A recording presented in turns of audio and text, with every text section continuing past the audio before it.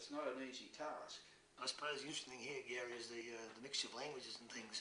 You know, we have a whole mixture of nationalities here, all English speaking, like Welshmen and boys from Northern England, and a collection of Australian players. So that communication sometimes isn't the easiest thing in actually understanding what's being said. But on an overall picture, though, the communication here is a real two-way process. You know, we as a coach, I'm very aware of what the players think, and the only way that I can be aware of that is if players tell me. So we have very open communication channels here. I'm not dogmatic about too many things at all. I'm more by consensus. I'm more by what's best for us, and the only way I can find out what's best for us is having everybody have some say.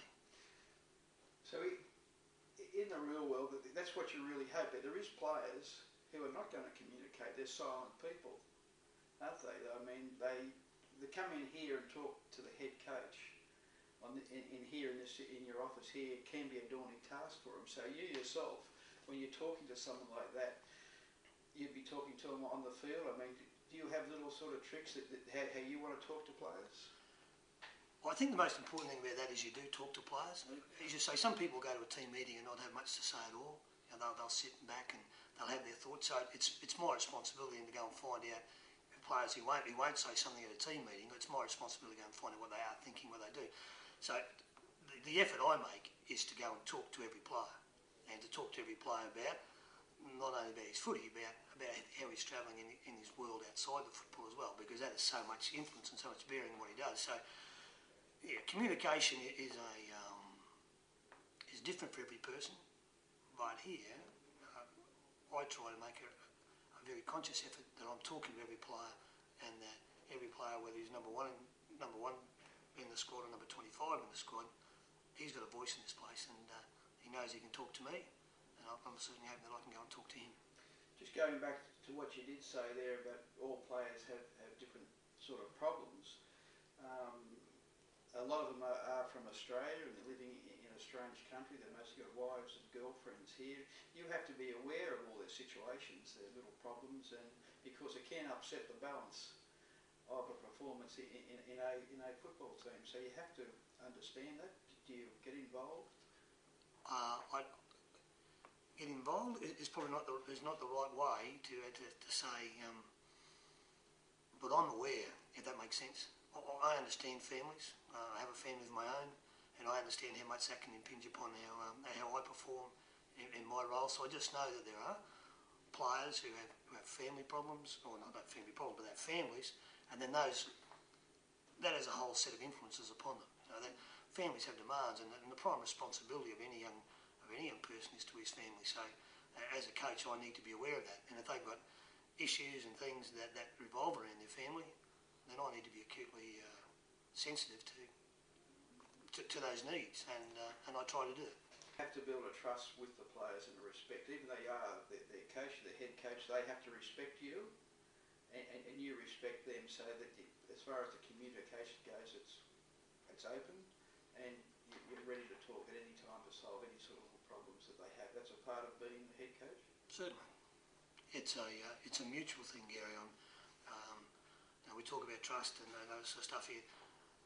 No position guarantees you trust. You have to earn trust, and trust is done through being honest and being open. And I'd like to think that at the club here that we have an open system, that people can come and talk to us, and that we are truthful and we are honest with people, and deal with them that way. Shatter. It's a bit like physical fitness. It's very hard to get fit, but it's super easy to be unfit, and the same applies to trust. It's hard, lengthy process to build mutual trust and mutual respect in any squad, and that's why it's important with your leader groups to have some consistency there, because you build trust over time. But again, trust can be shattered very easily. So what we're really talking about now is the actual management of a team, but as similar to you can overcoach a team, can you overdo man management, or is it always a work in progress? I'd associate, again, coming back to families a little bit there, I don't think you can, in your own family situation, you can be too caring or too aware of your wife and your children's needs. I don't think you'd ever be too much of that, and I think that the same applies to a team. We can't. You can't be caring enough about your players. That's just the way it is, and that's what man management is. It's care. I'm not talking about saying you can.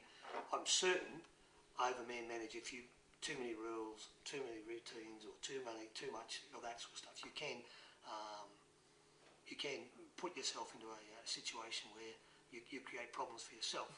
But man management in terms of individual basis, me and a player, or the player and a self-teammate, the player and the club administration, the player and the bus driver, you can't, all those areas are crucial that there is man management, there is, a harmony that exists between everybody. And again, you've used the words, but trust and respect. If those sort of things can exist right through your footy team, then I think you're a real chance of some success. John, thanks very much. That was great. Gary, it's a pleasure to talk to you.